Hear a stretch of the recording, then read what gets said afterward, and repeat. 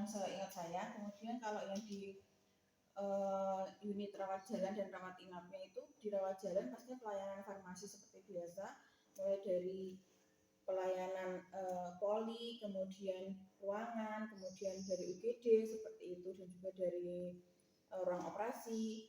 Kalau misalnya dulu di Manokwari itu sudah ada IO, itu shift pagi dari ruang penyakit dalam. Waktu dulu berjalannya apotekernya di penyakit dalam seperti itu.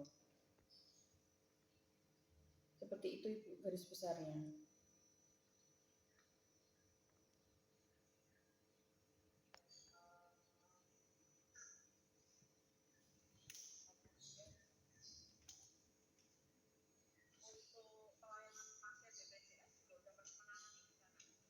Pasien BPJS waktu saya di apotek, saya ikut Bu di pelayanan pasien BPJS. Saya juga home care dan yang orang tua itu Rolani saya juga ikut serta. Jadi mulai dari pengambilan obat, kemudian sampai di penyerahan ke pasien Prolanis saya lakukan. Saya juga melakukan home care pada pasien Prolanis yang ketika harinya untuk pengambilan obat dan informasi itu mereka tidak datang gitu, dan juga membantu proses apa sih kendalanya mereka gitu terkait kenapa pengobatannya kok tidak dilanjutkan atau kenapa pengobatannya ini kok terkendala seperti itu.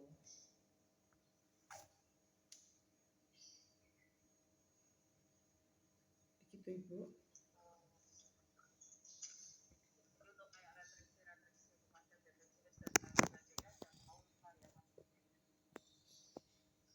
Ya Ibu. Iya.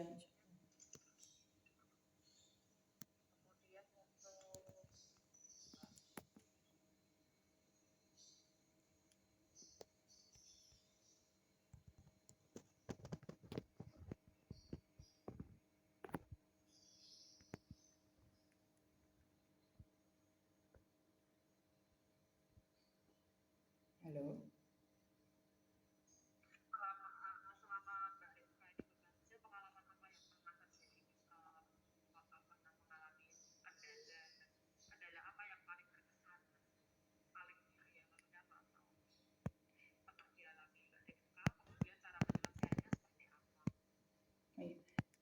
Kendala yang paling berkesan itu ketika pertama kali saya jadi apoteker waktu saya terjun di Prolanis dan juga home care, itu saya terkendala di satu Medan, kemudian yang kedua terkendala di penyampaian ke masyarakat seperti itu Bu. Kalau dari segi bahasa kan mereka pakai bahasa Jawa, tapi untuk dari segi pemahaman dan supaya mereka rutin mengkonsumsi obat, dan kalau konsumsi obat itu ini sebaiknya dengan misalnya seperti teh seperti itu tuh mereka kan suka minum obat dengan teh seperti itu, katanya kan biar seger gitu kan, tubuh kan seger kalau minum teh, tapi pada dasarnya kan tapi kalau minum teh kok kalau minum obat ini tuh kayak aku nggak turun-turun ya Mbak ya, gulaku misalnya masih tinggi atau misalnya tensiku kok masih tinggi seperti itu. Ketika yang kronis kan pasien-pasien dengan penyakit yang jangka panjang seperti itu atau kronis seperti itu. Nah di situ baru saya beri informasi, oh seperti ini Mbak, seperti ini begitu. Kemudian untuk selanjutnya kedatangan yang selanjutnya itu dievaluasi, oh alhamdulillah sudah turun gitu. Nah informasi langsung kepada pasien itu yang membuat saya itu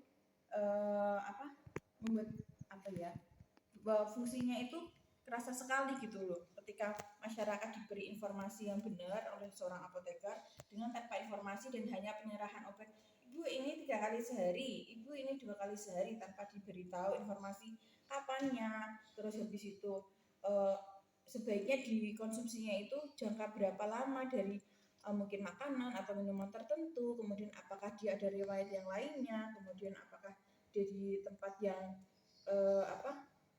yang mungkin dari segi geografisnya itu bagaimana atau lingkungannya bagaimana, terus kemudian juga kepedulian keluarganya tetap terhadap si pasien ini yang penyakit kronis ini itu bagaimana begitu. Nah di situ saya ketika home care ketemu sama pasiennya, ketemu juga sama orang tuanya, ketemu juga sama tetangganya, jadinya itu saling menjaga seperti itu. Terus kemudian ketika saya bertugas di Nusantara Sehat, saya kan bertugasnya di Pulau Peling, itu di Kabupaten Banggai Kepulauan, Provinsi Sulawesi Tengah. Kebetulan area kerja saya itu jaraknya dari kabupaten itu 3 jam menerobos hutan. Nah, kemudian untuk saya ke tempat puskesmas keliling itu biasanya tempat yang lebih pelosok di mana tidak ada listrik sama sekali, dan kemudian mereka juga masih ibaratnya perdukunan seperti itu. Nah, di situ saya terkendala bahasa, jadi saya menggunakan kayak bahasa isyarat seperti itu, dan juga saya melakukan kayak deal-dealan sama pasien itu sebagai contoh Bu, ada pasien yang dia itu batuk terus seperti itu, dia tidak TBC tapi dia batuk terus. Ternyata di situ mereka merokoknya itu ada daun tertentu yang di daerah sana mereka gunakan sebagai rokok kayak gitu. Terus kemudian bayi dari bayi itu diasepi, itu kan makanya banyak sekali kasus ISPA di tempat saya, karena setelah saya datang gitu sama bidan desanya, saya izin, saya mau tanya dong, mau ikut ketika kamu itu mendatangi pasienmu yang baru melahirkan gitu. Di situ tuh Asep mengebul-ngebul, oh pantas saja anak bayi kok sudah ISPA, banyak sekali kasus ISPA, ternyata begitu. Nah, dari situ kemudian saya edukasi, Ibu ini kalau misalnya kan itu tradisi di sana ya, menurut mereka itu tuh kayak menolak bala dari hantu-hantu yang mereka percayai seperti itu. Nah, di situ saya edukasi, kalau misalnya pun ini tidak bisa dihilangkan, tolong dikurangi begitu loh. Mungkin jaraknya diperjauh, anaknya di dalam kamar, itu asapnya di luar saja gitu, supaya menolak balanya itu dari luar gitu, jangan di anaknya yang diasepi seperti itu.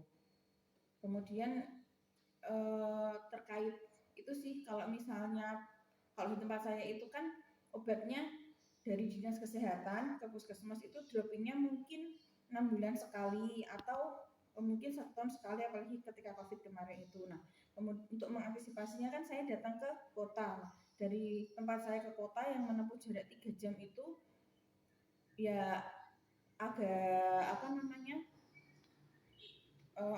ya, menurut saya itu pengalaman yang wah kayak gitu,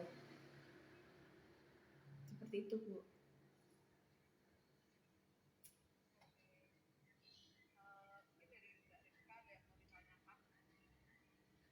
Kalau mau saya tanyakan, kalau di sana itu nanti pelayanannya itu apakah sudah sistem jadinya rawat jalan itu outlet sendiri, rawat inap itu ada tempatnya sendiri, atau masih gabung Bu?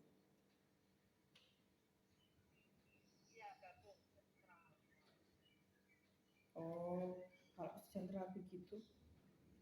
Tapi kalau misalnya yang pemberian obatnya di ruangan itu, berarti nanti kita dari resep dokter kita terima, kemudian kita siapkan, kemudian kita sampaikan ke pasiennya, ataukah nanti kita cuma nitip ke perawat yang ada di ruangan itu Bu, kalau begitu?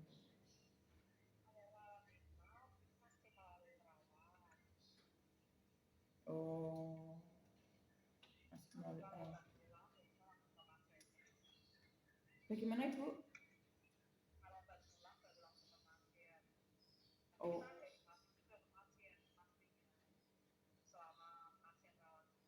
iya. Oh, seperti itu.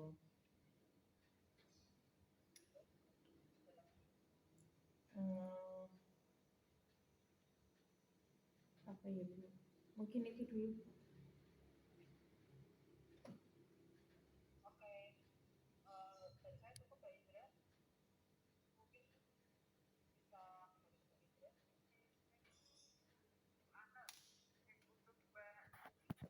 Ya, iya.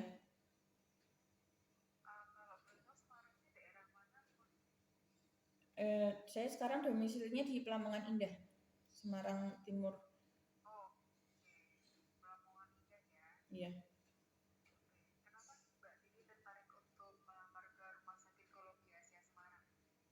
Yang pertama karena ada lowongan kerjanya di situ. Terus kemudian kan kalau di rumah sakit itu, kalau saya lebih senangnya itu di pelayanan. Dari saya waktu kerja di apotik, saya kerja di rumah sakit, terus kemudian kemarin di Nusantara Sehat, itu saya merasa kayak saya lebih nyaman itu bekerja di pelayanan, makanya saya pilihnya di rumah sakit seperti itu.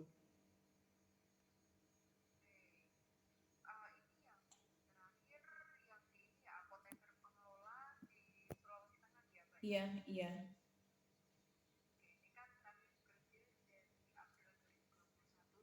iya.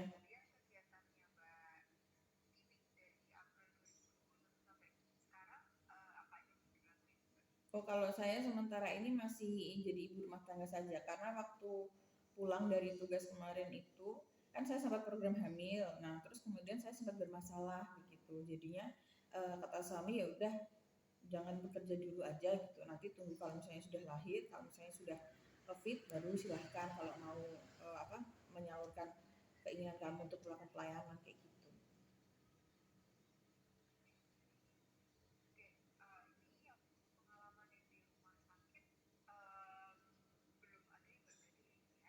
Kalau sebagai apotekernya belum, kalau asistennya pernah.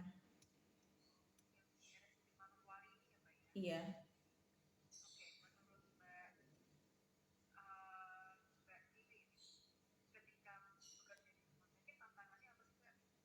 Ya pasti satu komunikasi dengan pasien dan juga dengan sesama nakes karena kan kalau di rumah sakit pasiennya biasanya lebih satu kurang sabaran. Terus kemudian juga dengan tenaga kesehatan lainnya juga kan untuk memperoleh terapi yang diinginkan bersama kan komunikasinya kan harus enak kayak gitu. Di situ sih yang paling penting kalau menurut saya itu komunikasi. Jadi menyampaikan misalnya ada masalah ini obat ini misalnya lagi kosong kayak gitu, terus eh, atau alat ini tuh lagi kosong tapi bisa disubstitusi dengan alat ini kayak gitu. Nah kadang-kadang kan kalau pengalaman saya ketika saya jadi asisten itu maunya A seperti itu padahal bisa pakai alat yang lainnya. Nah, tapi kita menyampaikan informasi ini tuh bisa dengan gini kayak gitu tuh itu yang eh, jadi tantangan sih menurut saya gitu. Dan juga ke pasien pastinya karena mereka kan apalagi kalau misalnya dirawat jalan mereka sudah sakit kayak gitu misalnya obat lama kayak gitu dan pemberian informasinya kita nggak jelas nanti malah mereka dapat obat cuma diminum tok ketika mereka merasakan ABC mereka masalah wah ini kok obatnya kok nggak manjur malah wah ini berobat di rumah sakit ini kok malah uh, apa nggak sehat kayak gitu malah makin sakit padahal mungkin itu adalah efek samping dari obat tertentu begitu misalnya begitu sih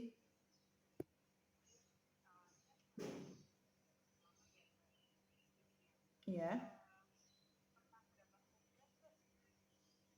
Kalau saya alhamdulillah belum sih.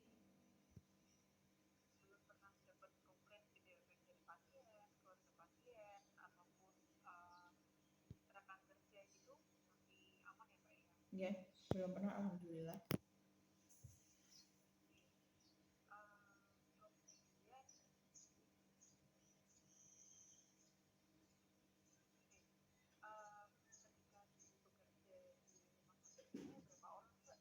Bagaimana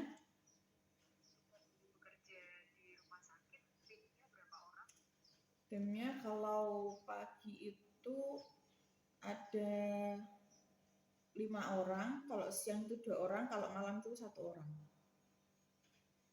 Itu 5 orang yang pagi itu plus 1 orang apoteker yang di rawat inap begitu.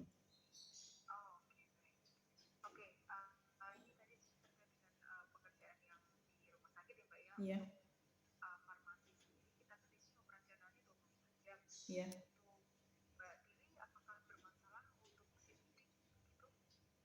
Tidak.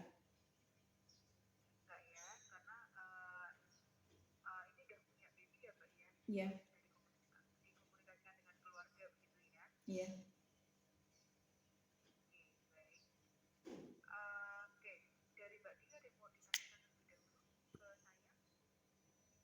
Yang mau saya tanyakan itu kalau shifting di sana itu dari jam berapa terus ada berapa shift kalau untuk apotekernya? Iya. Oke, yang jelas di sini untuk di operasional termasuk untuk apoteker kita ada 3 shift, shift pagi, siang, dan juga malam. Untuk shift pagi dari jam 7 sampai jam 2, kemudian untuk shift siang dari jam 2 sampai jam 9, shift malam dari jam 9 sampai jam 7 pagi. Tapi tidak diri juga kalaupun nanti kita shiftnya jatah adalah shift yang middle, jadi di antara pagi dan siang atau siang dan malam begitu. Berarti tetap ada jadwal shift malamnya begitu ya untuk apoteker. Iya, tetap ada. Hmm, begitu.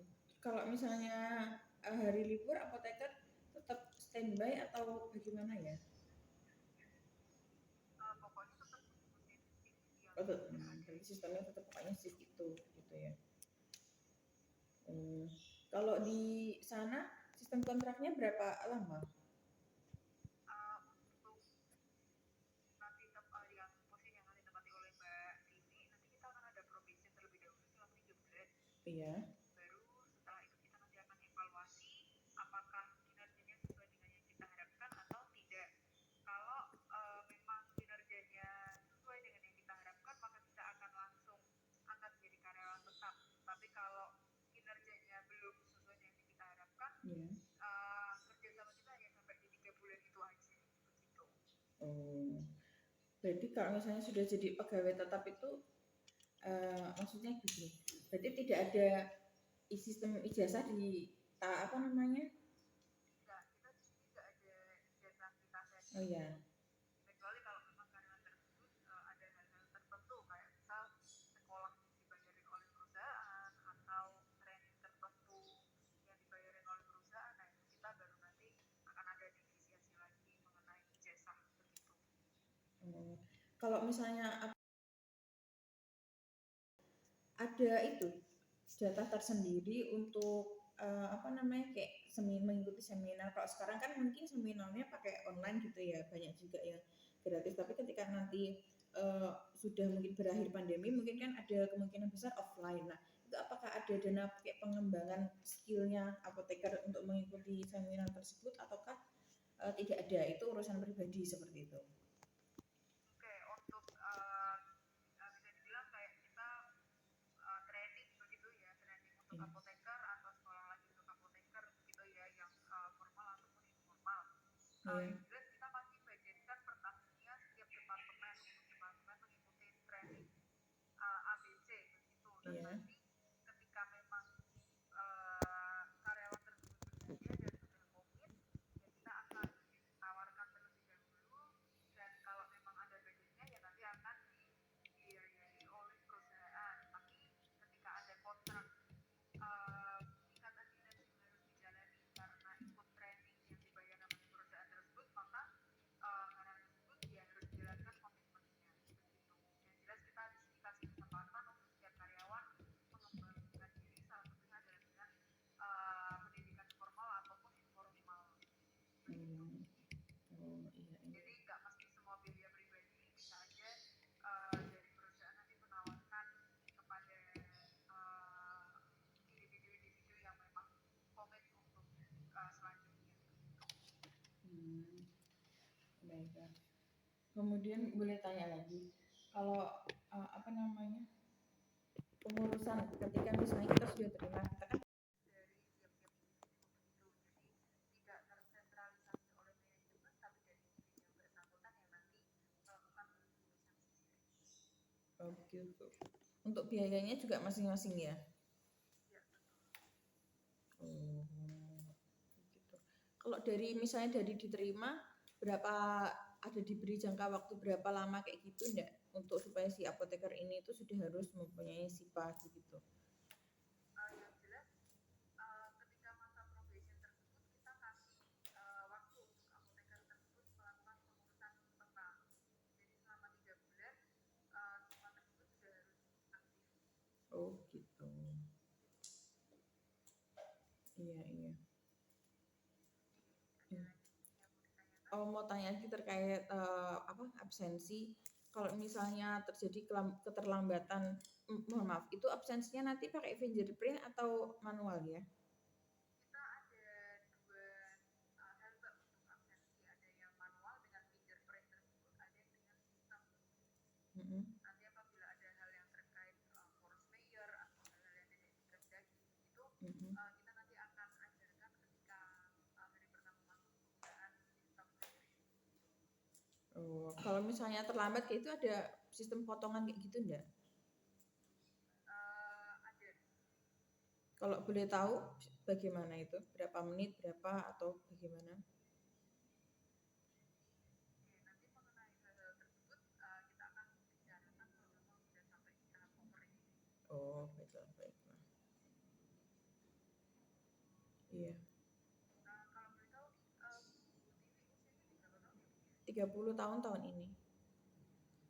Oke, 30 tahun ya. Iya. Oke, ada lagi yang boleh tanyakan Bu Tivi? Sementara saya rasa itu aja udah cukup. Ya, oke, baik. Next kita akan infokan by WhatsApp terkait kelanjutannya, apakah masih akan kita lanjutkan untuk proses selanjutnya atau proses yang sudah sampai di sini. Iya. Itu Iya. kita akan discuss secara internal terlebih dahulu. Iya. Bolehlah. Terima kasih. Iya, terima kasih.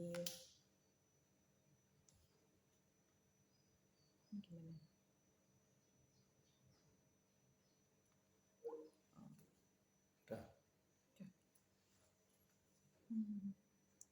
Aku bingung menjelaskannya dok karena kalimatku berlibet ya Allah Gusti. Aku tuh mau menyampaikan A, tapi kenapa kalimatnya gimana ya? Aduh hai, udah lama gak merangkai kata gue. Alurnya Iya, ya Allah Gusti. bingung alur, kadang emang kalau sudah Udah grogi lama nggak itu. mau dimulai dari mana dulu, Iya. padahal sudah ada gambaran, tapi untuk memulai sebuah narasinya itu Iya. agak. Jadi kayak ya Allah kenapa kalimatku belibet begitu dah ya Allah Gusti. Jangan sih, jadi tuh harus merangkai kata-kata.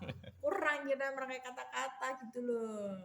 Bukan seorang pujangga. Kita itu harus lebih romantis merangkai kata-kata supaya ketika kayak gitu tahu oh iya ya gitu langsung otak aku jeng panjang kayak gitu loh. Ya Allah Gusti. Udah nih clear? Udin. Top. Apa?